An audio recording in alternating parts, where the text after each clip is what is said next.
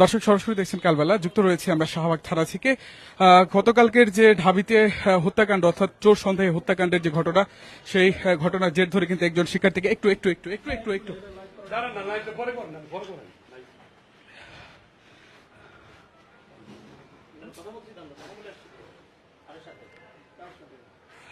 বলেন।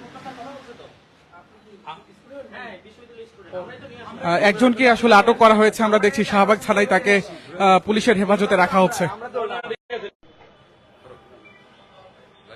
আচ্ছা, আমি একটু আলামিন ভাই এখানে না রে ভাই, যাবো না।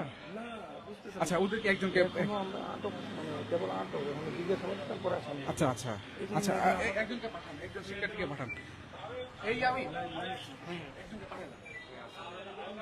ওকে ওকে ওকে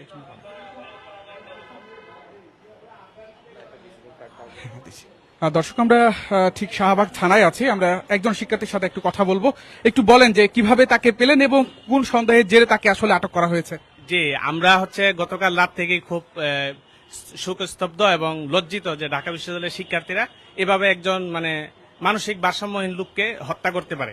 তো ওর ডিপার্টমেন্টের ফ্রেন্ড আমার ছোট ভাই, ও আমাদের বাসায় থাকে। তো ওর কাছে সে গিয়ে আশ্রয় চাইছে। তো ছোট ভাই সে বিবেকের তাড়নায় সে ব্যাপারটা আমাদেরকে জানাইছে যে একজন খুনিকে কখনোই ছাড় দেওয়া যাবে না। তো সেই প্রেক্ষিতে আমরা তাকে শাহবাগ থানায় নিয়ে আসছি আর কি। সে জড়িত, তার ফুটেজ আছে এবং সে যে মারছে এটার ভিডিও আছে এবং সে নিজেও স্বীকার করছে যে সে গণদোলাইয়ের অংশ হিসেবে সে এখানে তাকে মারছে। তার মোবাইল হারাইছিল, সেই জন্য সে তাকে হত্যায় অংশ নিয়েছে আর কি। জি জি, গতকালকে এই এফএইচ হলে কয়েকটা মোবাইল হারানো গিয়েছে আমরা যেটা শুনতে পেরেছি। পরবর্তীতে একজন মানসিক ভারসাম্যহীন সে হলপাড়ে গিয়েছে। হলপাড়ে যাওয়ার পরে তাকে চোর সন্দেহে মারধর করা হয়েছে। প্রথমে এক দফা মারে, তারপর তাকে খাবার খাওয়ানো হয়েছে। খাবার খাওয়ায় তারপর ফিল্ম স্টাইলে তাকে আবার মারধর করা হয়েছে।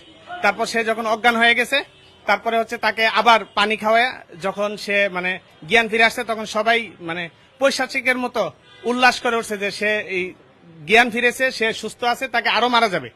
এভাবে মারতে মারতে পুরো আবরার স্টাইলে তাকে হত্যা করা হয়েছে। নিহত ব্যক্তির শরীরটা দেখেন, আবরার ফাহাদকে যেভাবে পিটানো হয়েছে, তার শরীরের যে অবস্থা হয়েছে তারও সেই অবস্থায় হয়েছে। তো সেই জায়গা থেকে আমরা অত্যন্ত মর্মাহত হয়েছি। আমরা ঢাকা বিশ্ববিদ্যালয়ের স্টুডেন্ট হিসেবে আমাদের কাছে ব্যাপারটা খুব খারাপ লাগছে। সারা দেশ থেকে আমাদের যারা শুভাকাঙ্ক্ষী আছে, আত্মীয় তারা আমাদেরকে ফোন দিয়ে লজ্জা দিচ্ছে। তো সেই জায়গায় আমরা খুনিদেরকে ধরিয়ে দিতে বদ্ধপরিকর এবং পরবর্তীতে আমরা বিশ্ববিদ্যালয় প্রশাসনের সাথে যোগাযোগ হয়েছে। আরো এখানে ওরা যেটা বলতেছে যে এটা একটা গণদোলাই, কিন্তু আসলে এটা গণদোলাই না, এটা একটা হত্যাকাণ্ড, পরিকল্পিত হত্যাকাণ্ড, মব জাস্টিস যেটাকে আমরা বলি। এখানে 15 থেকে 20 জন জড়িত আমাদের ধারণা আর কি। জি জি, সবাই এফএইচ হলের, ফজলুল হক মুসলিম হলের। নেতৃত্ব দিয়েছে জালাল, সে ভিতরে আছে, সে অ্যারেস্ট হয়েছে। হ্যাঁ, এখানে আমরা প্রক্টর টিমের মাধ্যমে জানতে পেরেছি যে এখানে 3 জন আছে আসামি, আর ভিতরে কয়জন আছেন জানি না। প্রক্টর টিমে এফএইচ হল ব্লক করে ওখানে অভিযান চলতেছে, কাকে ধরা যায়। হ্যাঁ, ছাত্রলীগের না, আমরা যাকে ধরেছি সে ছাত্রলীগের না, তবে এখানে জালাল ছেলেটা যে ছাত্রলীগের সাবেক সম্পাদক ছিল, সে ভিতরে আছে, অ্যারেস্ট হয়েছে। এবং প্রত্যেকটা হলেই ছাত্রলীগের ছেলেরা মূলত একটা টিম করে, একটা সিন্ডিকেটের মতো করে ওরা হলগুলো নিয়ন্ত্রণ করার চেষ্টা করতেছে। এর মধ্যে সায়েন্সের যে এফএইচ হল এবং এই শহীদুল্লাহ হল আর আপনার এই কি বলে 21 হল। ছাত্রলীগ ক্যাম্পাসে নাই, তবে ছাত্রলীগের যারা প্রেতাত্মা তারা ক্যাম্পাসে রয়ে গেছে।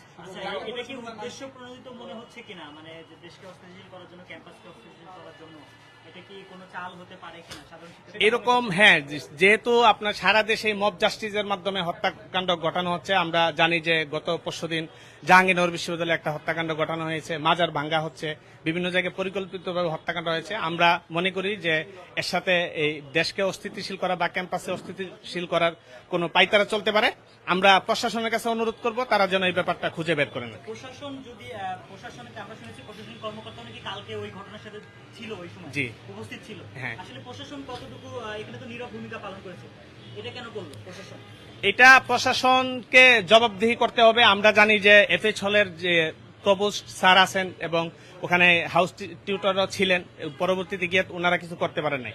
তো ওনাদেরকেও জবাব দিতার তার নাম হচ্ছে সাকিন মুত্তাকিন। জি জি, মুত্তাকিন। ও হচ্ছে 3য় বর্ষের, ও হচ্ছে আপনার পুষ্টি বিজ্ঞান ইনস্টিটিউটের স্টুডেন্ট। এখানে মোট 3 জন ধরা হয়েছে, আরো আসতেছে ধর। জালাল, সাকিন মুত্তাকিন, আর একটা ছেলের নাম আমি জানি না। সাকিন মুত্তাকিন। জি। তাকে ওই যে আপনার হলের মধ্যে কিছু ফোন হারানো গিয়েছে বলে আমরা শুনেছি, এই ছেলেটারও ফোন হারানো গিয়েছে। তো তাদের হচ্ছে দর্শক, আমরা দেখানোর চেষ্টা করছি শাহবাগ থানা থেকে, এবং শাহবাগ থানায় আমরা রয়েছি। পুলিশের সাথে আমরা কথা বলেছি একটু আগে। তারা আমাদেরকে আসলে যেমনটি জানিয়েছেন যে এখনই আটক হয়েছে কিনা সেটি তারা পরে জানাবে, এবং তদন্ত করে তারপর জানাবে এমনটি জানিয়েছে। আমরা শিক্ষার্থীর সাথে কথা বলছিলাম। মোট 3 জনকে আটক করা হয়েছে। এর মধ্যে 2 জনের নাম আমরা জানতে পেরেছি। 2 জনের নামের মধ্যে একজনের নাম জালাল এবং একজনের নাম মুত্তাকিন। মুত্তাকিন পুষ্টি বিজ্ঞান ইনস্টিটিউটের শিক্ষার্থী, এবং সবাই ফজলুল হক মুসলিম হলের শিক্ষার্থী। এবং আমরা জানতে পেরেছি যে এখানে ছাত্রলীগের আসলে কোনো দায়ভার আছে কিনা কিংবা জড়িত কিনা সেটি এখন আমরা আসলে জানতে পারিনি। তবে বর্তমান যে অবস্থা যদি আমরা আপনাদেরকে আসলে দেখানোর চেষ্টা করি, এই হত্যাকাণ্ডে জড়িত সন্দেহে 3 জনকে আসলে এখন পর্যন্ত এই শাহবাগ থানায় নিয়ে আসা হয়েছে এবং আটক করা হয়েছে। পুলিশের সাথে আমরা কথা বলেছি। পুলিশ আমাদেরকে আসলে যেমনটি জানিয়েছে যে পুলিশ এখনই আটক, এই বিষয়টি পুলিশ এখনো বলেনি আমাদেরকে। তবে শিক্ষার্থীরা সন্দেহের জের ধরে তাদেরকে শাহবাগ থানায় আসলে নিয়ে আসছে। আমরা আপনাদেরকে শাহবাগ থানার বর্তমান চিত্র দেখানোর চেষ্টা করছি। কিছুক্ষণ আগেই আসলে এই হত্যাকাণ্ডে জড়িত থাকার সন্দেহ কিংবা ভিডিও ফুটেজ থেকে, অর্থাৎ যে ভিডিও ফুটেজ রয়েছে সেই ভিডিও ফুটেজ থেকে আসলে তাদেরকে শনাক্ত করা হয়েছিল, এবং সেই জায়গা থেকে তাদেরকে মোট 3 জনকে আসলে এখানে আটক করা হয়েছে, এবং আরো যারা এর সাথে জড়িত তাদেরকে খুঁজে বের করার চেষ্টা করছে বলে আমরা কিন্তু শিক্ষার্থীদের কাছ থেকে জানতে পেরেছি। দর্শক, আমরা সরাসরি দেখানোর চেষ্টা করছি শাহবাগ থানা থেকে, এবং এখন পুলিশের হেফাজতে মোট 3 জন শিক্ষার্থী, অর্থাৎ ঢাকা বিশ্ববিদ্যালয়ের 3 জন শিক্ষার্থী, যাদের মধ্যে 2 জনের নাম আমরা জানতে পেরেছি। একজনের নাম জালাল এবং আরেকজনের নাম মুত্তাকিন। মুত্তাকিনের বিষয়ে আমরা জানতে পেরেছি যে তিনি বিশেষ করে ঢাকা বিশ্ববিদ্যালয়ের পুষ্টিবিজ্ঞান ইনস্টিটিউটের একজন শিক্ষার্থী এবং 3য় বর্ষের শিক্ষার্থী। তাকেও এখানে আসলে আটক করা হয়েছে, এবং তার সে যে কারণে আসলে এখানে জড়িত এই হত্যাকাণ্ডের সাথে, যেমনটি আমরা জানতে পেরেছি যে তারও গতকালকে মোবাইল হারিয়ে গেছিল, এবং মোবাইল হারিয়ে যাওয়ার জের ধরে কিন্তু এই তাকে যে যুবককে যে পিটিয়ে হত্যা করা হয়েছে সেই তোফাজ্জল, এবং সেটার সাথেও কিন্তু তিনি জড়িত বলে কিন্তু আমরা জানতে পেরেছি। এবং ঢাকা বিশ্ববিদ্যালয়ের শিক্ষার্থীর সাথে আমরা কথা বলছিলাম। তারা আমাদেরকে যেমনটি জানিয়েছে যে আসলে সন্দেহের জের ধরে এবং ভিডিও ফুটেজ থেকে মোট 3 জনকে এখন পর্যন্ত কিন্তু রাখা হয়েছে। এবং আমরা আপনাদেরকে শাহবাগ থানার যে বর্তমান অবস্থা সেটি যদি আমরা আপনাদের দেখানোর চেষ্টা করি, ঠিক এই রুমটিতে কিন্তু আসলে 3 জনকে হেফাজতে রাখা হয়েছে। আমরা কিছুক্ষণ আগে দেখেছি যে একটি সিএনজিতে করে ঢাকা বিশ্ববিদ্যালয়ের কিছু শিক্ষার্থী ওই উক্ত যে যারা দোষী এবং তাদেরকে দোষী করেই কিন্তু এই শাহবাগ থানায় এখন পুলিশ হেফাজতে রাখা হয়েছে। আমরা সরাসরি সেখান থেকে আপনাদেরকে দেখানোর চেষ্টা করছি।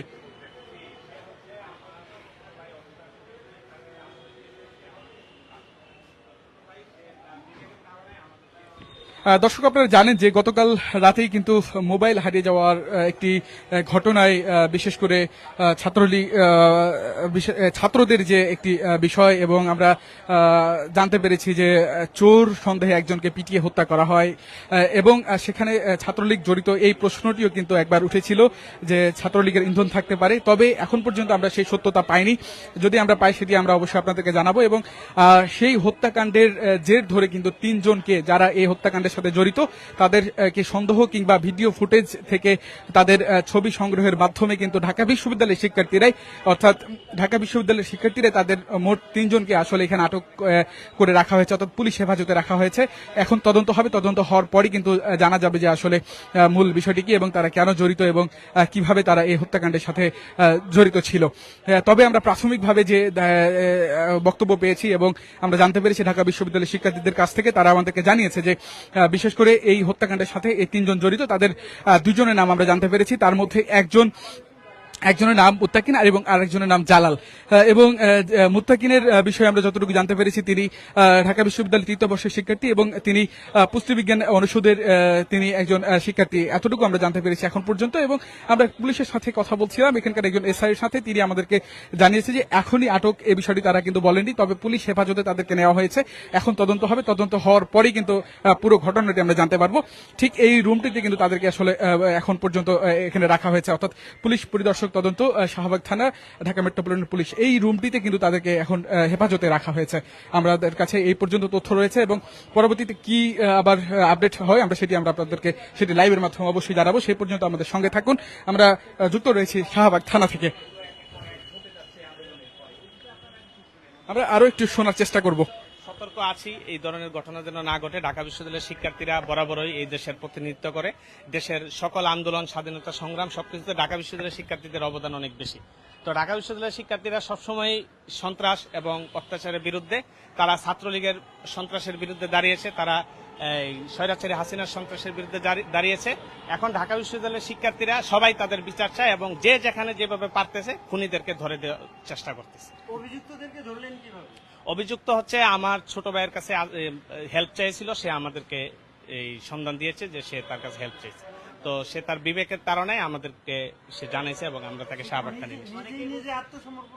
সে নিজে আত্মসমর্পণ করে নাই, সে তাকে পালাইতে হেল্প করার জন্য সে ওখানে গিয়েছিল। অনেকেই বলছে যে যাদেরকে আপনারা ধরছেন জি, তাদেরকে পুলিশ দিয়ে ধরানো উচিত। আপনারা ধরলে আপনারা যদি তাদেরকে আবার হ্যাঁ। স্টাইলে পিটান বা তাদেরকে যদি মৃত্যু করলে তারাও ঢলে পড়ে আপনাদের পিটানি খেয়ে, এটা আসলে না আমরা অবশ্যই, দেশের প্রশাসন আছে, বিশ্ববিদ্যালয়ের প্রক্টোরিয়াল টিম আছে, প্রশাসন আছে। আমরা তাকে ধরার আগে বিশ্ববিদ্যালয় প্রশাসনকে জানিয়েছি যে স্যার আমরা এই একটা ছেলের ইনফরমেশন আছে, আমরা ওরা ওখানে নিয়ে আসতেছি। স্যার বলছে যে তোমরা তাকে শাহবাগ থানায় নিয়ে যাও। এবং আমরা তার গায়ে একটা আচরও দেইনি, আমরা তাকে অত্যন্ত সুন্দর, আমরা তাকে তুই করে কোনো সম্বোধন করি নাই, আমরা তাকে আপনি করে সুন্দর করে আমরা নিয়ে আসছি। আমাদের অনেকেই দেখছেন, আমরা তাদের গায়ে কোনো হাত দিইনি।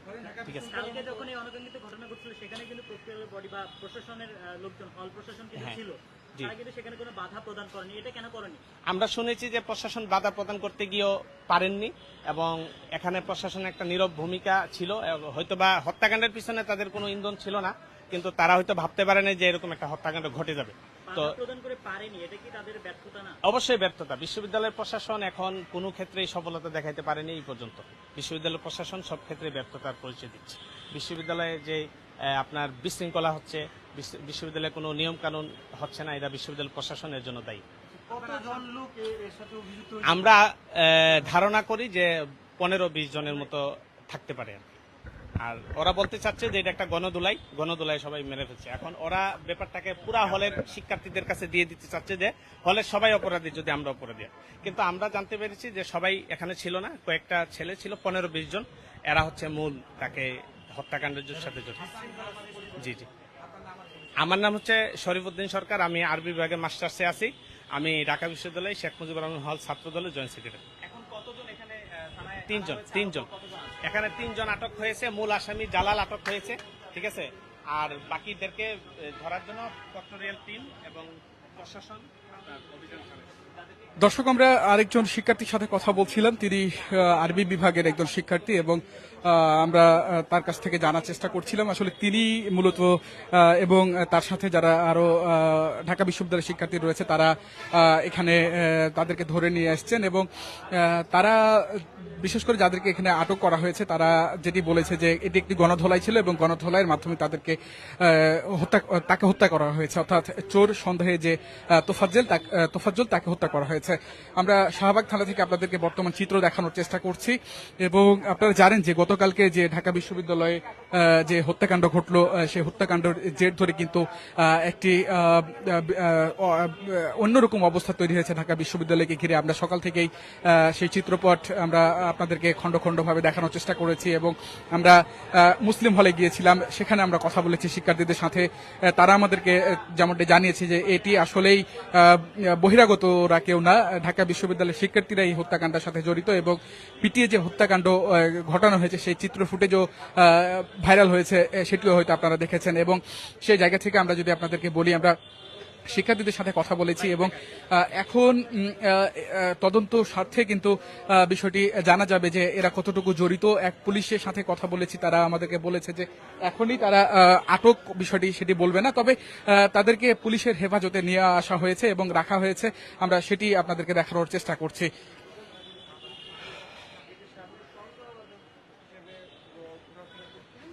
আমরা শিক্ষার্থীদের সাথে কথা বলেছিলাম, তারা আসলে যারা এদেরকে ধরে নিয়ে এসছে এবং তারা আমাদেরকে বলেছে যে বিভিন্ন ফুটেজ এবং ভিডিও ফুটেজের মাধ্যমেই শনাক্ত করা হয়েছে যে এরাও হত্যাকাণ্ডের সাথে জড়িত, অর্থাৎ তাকে যে গণধোলাই দেওয়া হয়েছে সেই গণধোলাইয়ের সাথে তারাও জড়িত এবং সে জায়গা থেকেই কিন্তু তাদেরকে আজকে এখানে নিয়ে আসা হয়েছে। এবং শিক্ষার্থীরা বলেছে যে তারা নিশ্চয়তা দিয়েছে, বিশেষ করে ঢাকা বিশ্ববিদ্যালয় আরবি বিভাগের যে মাস্টার্সের যে শিক্ষার্থী তিনিও কিন্তু নিশ্চয়তা দিয়েছেন যে এরা পুরোপুরিভাবে এই হত্যাকাণ্ডের সাথে জড়িত।